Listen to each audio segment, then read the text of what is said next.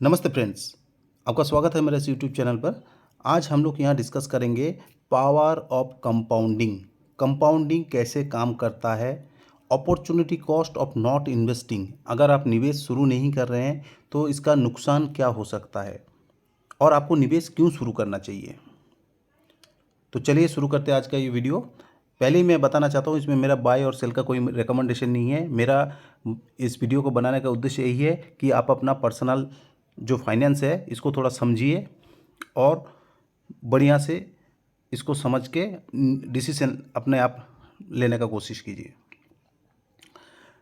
तो जहाँ तक निवेश का शुरुआत करना होता है तो बहुत बंदा क्या करते हैं कि यूट्यूब पे वीडियो तो बहुत देखते हैं, न्यूज़ देखते रहते हैं तरह तरह का। ऑफिस में जाके काम आके करके अपना 9 to 5 जॉब कर लिया, शाम को आके बैठ लिया, थोड़ा देख लिया, या अपना कोई बिजनेस कर रहा है वो कर लिया, शाम को आके देख लिया, उसके बाद अगला दिन सुबह सेम रूटीन। मतलब कहने का मतलब मोबाइल पे स्टडी कर रहे हैं और स्टडी करते करते 1 महीना 2 महीना 6 महीना साल भर गुजर जाता है और कोई डिसीजन नहीं ले पाते हैं। डिसीजन नहीं ले पाना एक बहुत बड़ा अपॉर्चुनिटी कॉस्ट है, क्योंकि ये एक स्टेबल गवर्नमेंट है अभी, और इन फ्यूचर भी जो गवर्नमेंट आने वाला वो सेम गवर्नमेंट ही आने वाला, सब ऐसे ही प्रिडिक्शन कर रहा है। तो मोटा मोटी ये मान के चलिए कि मार्केट स्टेबल ही रहेगा। अच्छा, मार्केट का जो चलने का रिवाज है वो ऊपर नीचे होके ही चलता है ना। मार्केट एक डायरेक्शन में या कोई भी स्टॉक एक डायरेक्शन में नहीं चलता है, इसका काम ही ऊपर नीचे होके चलता है। तो कोई बंदा अगर सोच रहा है, उनका पास पैसा रखा हुआ है, सोच रहा है मैं निवेश करूँ, कब निवेश करूँ, 1000 पॉइंट नीचे आ जाए, 2000 पॉइंट नीचे आ जाए, जैसे अभी 22,000 में चल रहा है, 21,000 में चल रहा है, तो सोच रहा है कि 19,000 में आ जाए, 18,000 में आ जाए, तब मैं निवेश शुरू करूँ। तो ये एक बहुत बड़ा दुविधा होता है, हर किसी का साथ ये होता है, साइकोलॉजी ये होता है। तो ये साइकोलॉजी हमारा जो है दिमाग का साथ खेलता है, इस वजह से हम लोग निवेश शुरू ही नहीं कर पाते हैं, है ना। और ये जो रखे रखे बहुत बंदा जो कोविड का टाइम में गिरा था तब से पैसा होल्ड करके रखे हैं कि वो 6,000 आएगा और मैं निवेश शुरू करूँगा। 6,000 तो आज तक नहीं आया ना, इन फ्यूचर मेरे को लग रहा है कि आने वाला है। तो अपॉर्चुनिटी कॉस्ट उस बंदे को पूछिए आप, जो पैसा आप उसका पास था, मार्केट में लगाने वाला था लेकिन लगाया नहीं, क्योंकि उसका नॉलेज में आ गया था कि 6,000 आने वाला है। काफ़ी सारा वीडियो उस टाइम पे बना था कि 6,000 6,500 निफ्टी आने वाला है। तो वहाँ से लेके मार्केट अभी 3 गुना का ऊपर रिटर्न दे दिया है ना। तो ये होता है अपॉर्चुनिटी कॉस्ट। जो बंदा वहाँ पे अगर पैसा था धीरे धीरे लगाया है, उस बंदे को पूछिए कि रिटर्न क्या होता है, कंपाउंडिंग क्या होता है, वो समझ सकता है कि इतना कम समय में कितना पैसा ग्रो हुआ है उनका। और अगला बंदा भी समझ सकता है जिसने पैसा उसका पास था, होल्ड करके रखा कि 6,000 आएगा तभी लगाऊंगा, उससे पहले नहीं लगाऊंगा। तो वो समझ सकता है कि अपॉर्चुनिटी कॉस्ट क्या होता है। पैसा रखा हुआ था अकाउंट में लेकिन लगाने का हिम्मत नहीं हुआ, क्योंकि उसने सुना वीडियो में कि 6 साढ़े 6 हज़ार आएगा तभी से लगाना शुरू करना, दुनिया तो तबाह होने वाला है ना। तो इसीलिए मैं बोल रहा हूँ, आप किस एज ग्रुप में बिलोंग कर रहे हैं मुझे पता नहीं है। अगर आप बढ़िया से कमा रहे हैं पैसा, आपका खर्चा कम है, 20-25 साल एज है, खर्चा ज़्यादा नहीं है, तो निवेश शुरू कीजिए। स्टडी करिए, स्टडी करने के लिए कोई मनाही नहीं है। अपना ऑफिस से आइए या बिजनेस से जब भी टाइम मिलता है शाम को बैठिए, थोड़ा पढ़ाई कीजिए, थोड़ा सीखिए, उसके बाद स्टडी करके आप निवेश कीजिए। लेकिन एक निवेश आप शुरू कर दीजिए, आपको जहाँ भी ठीक लगे। आपको, आप बहुत ज़्यादा एजेड बंदा है, ओवर 60 हैं, तो आप डायरेक्ट स्टॉक में ना करके, डायरेक्ट मार्केट में ना करके डेट में आ जाइए, डेट म्यूचुअल फंड में इन्वेस्ट कीजिए। अच्छा, आप कहीं भी निवेश नहीं किया करके रखा, एफडी करके रखे, तो उससे ज़्यादा रिटर्न कहाँ मिलेगा, उस अपॉर्चुनिटी को ढूंढिए। सिक्योर्ड जहाँ रहेगा, सीनियर सिटीजन सेविंग स्कीम हो सकता है, प्रधानमंत्री व्यय बंदन योजना हो सकता है, सिक्योर्ड बॉन्ड हो सकता है, डेट म्यूचुअल फंड हो सकता है। अगर आप 40 to 45 एज वाले हैं, 50 एज वाले हैं, आपका पैसे का ज़्यादा रिक्वायरमेंट है नहीं, आप मार्केट में ज़्यादा दिन के लिए छोड़ सकते हैं उसको, 10 साल के लिए, 15 साल के लिए, 20 साल के लिए, तो थोड़ा सा रिस्क आप लेके उसको डायरेक्ट इक्विटी में इन्वेस्ट कर सकते हैं, म्यूचुअल फंड का थ्रू कर सकते हैं, स्मॉल केस का थ्रू कर सकते हैं, ईटीएफ का थ्रू कर सकते हैं, है ना। अगर आप धीरे धीरे जैसे नॉलेज बढ़ता रहेगा वैसे वैसे आप धीरे धीरे डायरेक्ट स्टॉक में शिफ्ट होते रहेंगे। डायरेक्ट स्टॉक में भी आपको मैंने बताया कि स्टॉक सिलेक्शन में क्राइटेरिया आप अगर लगा देंगे कि मैं अच्छा स्टॉक में ही काम करूँगा, जिनका प्रूवन ट्रैक रिकॉर्ड है 20 साल 25 साल 30 साल वाला लार्ज कैप स्टॉक जो गिरता कम है, तो उसमें आपको सिक्योर्ड रिटर्न ही एक तरफ से मिलता है ना। इसमें ज़्यादा कोई नहीं। रिलायंस में आप लगा देंगे, एचयूएल में लगा देंगे, बढ़िया जो स्टॉक है और भी large cap stock, Asian paint हो गया, पीडीलाइट हो गया, सेक्टर लीडर, मार्केट लीडर, जिनका ग्रोथ इंटैक्ट है, ऐसे स्टॉक को आप चूज़ करके लगाएंगे और 200 डीएमए का 30 आरएसआई का नीचे जैसे जैसे गिरेगा धीरे धीरे एक्यूमुलेट करेंगे। इकट्ठा नहीं लगा देंगे एक मुफ्त कि 10 लाख है लगा दिया आपने, नहीं, आपका पैसा है, आपको सोच समझ के बढ़िया से डिसीजन लेके फिर लगाना है धीरे धीरे, है ना। तो अगर आप इस तरीके से इन्वेस्ट करते रहेंगे तो लॉन्ग टर्म में आप एक वेल्थ क्रिएट कर सकते हैं, अपना ज़िंदगी, अपना परिवार का ज़िंदगी, अपना बच्चों का ज़िंदगी, सब कुछ सुधार सकते हैं आप। और अगर आप ऐसे रखे रहेंगे, डरते रहेंगे, इन्वेस्ट नहीं कर पाएंगे, तो क्या होगा कि पैसा आपके पास अकाउंट में रखा रहेगा, वो एफडी में पड़ा रहेगा और इन्फ्लेशन उसको खाता रहेगा, आपका पैसे का ग्रोथ नहीं होगा, डी ग्रोथ होगा, बढ़ेगा ही नहीं पैसा।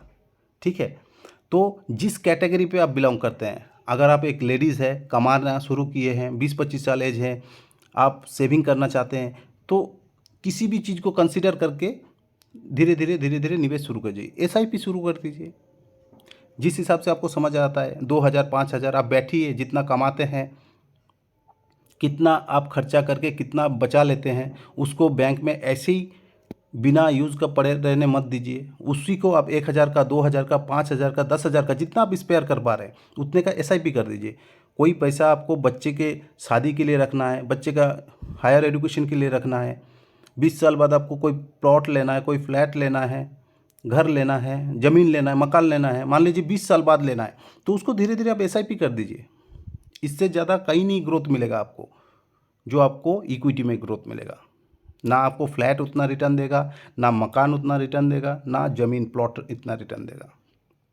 सबसे ज़्यादा रिटर्न है इक्विटी में लॉन्ग टर्म में, वो आपको लॉन्ग टर्म के लिए छोड़ना पड़ेगा। अगर एक कमाने वाला बंदे हैं आप, 35 साल 40 साल फैमिली हैं, बच्चे हैं, ज़्यादा खर्चा है, तो कम कम से निवेश करिए। निवेश तो शुरू करना ही पड़ेगा आपको, है ना। 5,000 करिए, 10,000 करिए, पहले म्यूचुअल फंड में इन्वेस्ट कीजिए, फिर धीरे धीरे धीरे धीरे जैसे आपको समझ में आ जाएगा, स्टडी करेंगे, थोड़ा टाइम देंगे, तो फिर आप डायरेक्ट इक्विटी में आइए। इसका कोई शॉर्टकट तरीका नहीं है, कोई टिप नहीं है कि मैं बता दूंगा आपको कि ये स्टॉक खरीद लीजिए, है ना, रॉकेट बन जाएगा, आप करोड़पति बन जाएंगे। इसका कोई शॉर्टकट नहीं है, शॉर्टकट मत मारिए। टाइम आपका पास है, 10 साल 20 साल टाइम दीजिए। इंडिया में ग्रोथ हो रहा है, आपका भी ग्रोथ होगा इसका साथ साथ। अगर आप 20 साल 25 साल वाले बंदे हैं तो कहीं आपको देखने का ज़रूरत नहीं है, यहीं पे सबसे ज़्यादा ग्रोथ है। आप निवेश शुरू कर दीजिए, जहाँ भी निवेश करेंगे आपको कोई नहीं, लंबा समय के लिए कंपाउंडिंग का जो चीज़ चाहिए वो है टाइम। अमाउंट भी फैक्टर करता है, लेकिन टाइम सबसे ज़्यादा फैक्टर करते हैं, है ना। तो अगर आपका पास टाइम है तो निवेश शुरू कर दीजिए। टाइम कम है तो आप रिस्क कैसे ले सकते हैं, इसको समझ के फिर आप इक्विटी में निवेश कीजिए कि उस पैसे का आपको कितने साल रिक्वायरमेंट नहीं है। अगर वो पैसा आपको 10 साल बाद रिक्वायरमेंट है तो आप डायरेक्ट स्टॉक में, म्यूचुअल फंड में निवेश कर दीजिए। अगर आपको 5 साल बाद ज़रूरत है तो डेट म्यूचुअल फंड हो गया, इंडेक्स म्यूचुअल फंड हो गया, ये सब में निवेश कीजिए।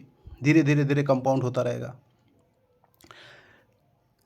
ये देख सकते हैं, आपके लिए मैं एक एसआईपी कैलकुलेटर लाया। अगर आप 25,000 निवेश करेंगे और 12% का रिटर्न मैं पकड़ रहा हूँ, क्योंकि डायरेक्ट म्यूचुअल फंड में लार्ज कैप में भी 18% तक रिटर्न दिया हुआ है 10 सालों में, तो मैं सबसे सिक्योर 12% लेके चलता हूँ। तो 10 साल में आपका 30 लाख आप इन्वेस्ट करते हैं, उसका ऊपर 28 लाख आप कमाते हैं, आपका टोटल पोर्टफोलियो का वैल्यू हो जाता है 58 लाख। ये बहुत कम लेके चला, इसलिए रिटर्न आपको कम लग रहा है। आप यहाँ पे देख सकते हैं 15,000 अगर निवेश करते हैं 15% में इंटरेस्ट में मान के चलता हूँ और 15 साल के लिए, तो आप निवेश कर रहे हैं 27 लाख, उस पर आपको रिटर्न मिल रहा है फ्रेंड 74 लाख। 1 करोड़ का आपका टोटल पोर्टफोलियो बन जाता है। देन आप देख सकते हैं कि 10,000 का निवेश 15 साल और 15 ईयर, 18 लाख आप निवेश कर रहे हैं, उसमें 50 लाख बन जाता है ना, 49 लाख, टोटल 67 लाख बन जाता है। देख रहे हैं ग्रोथ। देखिए 10,000 निवेश, 10,000 का 15% और 25 साल टाइम यहाँ पे बढ़ा दिया, निवेश कर रहे हैं कितना, 30 लाख, और उसका वैल्यू कितना बन जाता है, 2,58,00,000, 98 लाख। तो 3,28,00,000 का आपको पोर्टफोलियो बन जाता है। फ्रेंड्स, अगर आपका एज 25 साल 30 साल का है तो ये आप 25 साल के लिए इतना कर सकते निवेश, तो आप फाइनेंशियल फ्री हो जाएंगे, है ना। ये आपका एक पेंशन प्लान बन सकता है, इसको समझ के करिए। हाँ, अगर आपका पास इकट्ठा कुछ पैसा पड़ा हुआ है, मान लीजिए 1 लाख है, 2 लाख है, आप लमसम कर देना चाहते हैं बच्चे के लिए, तो 1 लाख के ऊपर 15% से 25 साल अगर आप छोड़ देते हैं बच्चे के लिए तो 31 लाख बन जाता है वो। ये होता है कंपाउंडिंग लमसम। देखिए ये 10 लाख का बनाया मैंने, 10 लाख में 15% और 25 साल के लिए करते हैं तो 10 लाख निवेश एक वन टाइम, वो बन जाता है आपको 3,19,00,000। समझ रहे हैं कंपाउंडिंग कैसे काम करता है। ये होता है पावर ऑफ कंपाउंडिंग। यही होता है अपॉर्चुनिटी कॉस्ट। अगर आप नहीं इन्वेस्ट करते हैं तो आप इतना लॉस करते हैं। और 10 साल आपका कितना बनेगा एफडी में, आप बताइए। 10 साल में डबल 20, 20 का 40, और 5 साल में 80, 80 भी नहीं होगा, यहाँ 4 गुना हो जाता है रिटर्न, है ना। 80 करने के लिए और 5 साल लगाएगा। तो फ्रेंड्स, यही मैं बताना चाहूँगा आपको कि निवेश शुरू कर दीजिए। आपसे अच्छा कोई नहीं जानता कि आप कौन सा एज ग्रुप में बिलोंग कर रहे हैं, कितना खर्चा करके कितना आप बचा सकते हैं, किस लिए आपको निवेश करना है। बैठ के तसल्ली से प्लान बना के लिख के आप कैलकुलेट करिए कि मार्केट में आप या कितना इन्वेस्ट कर सकते हैं आप, उस हिसाब से इन्वेस्ट शुरू कर दीजिए। मार्केट ऊपर ही जाएगा, इंडेक्स ऊपर ही जाएगा धीरे धीरे, कभी नीचे आएगा कभी ऊपर जाएगा, उसमें डरिए मत, निवेश शुरू कर दीजिए। निवेश नहीं शुरू करेंगे तो उसका अपॉर्चुनिटी कॉस्ट जैसे होगा कि कोविड के बाद बंदे बैठे हैं वैसे बैठे रहना है। तो आप निवेश शुरू कर दीजिए, फिर जैसे आपको अपॉर्चुनिटी मिले तो और लगा देना है, नहीं मिले तो जैसे चल रहा था जैसे चलने देना है। आशा करता हूँ फ्रेंड ये वीडियो आपको यूज़फुल लगा, इन्फॉर्मेटिव लगा।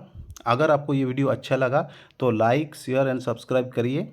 फ्रेंड एंड फैमिली को सबको फाइनेंशियल एडुकेटेड करिए।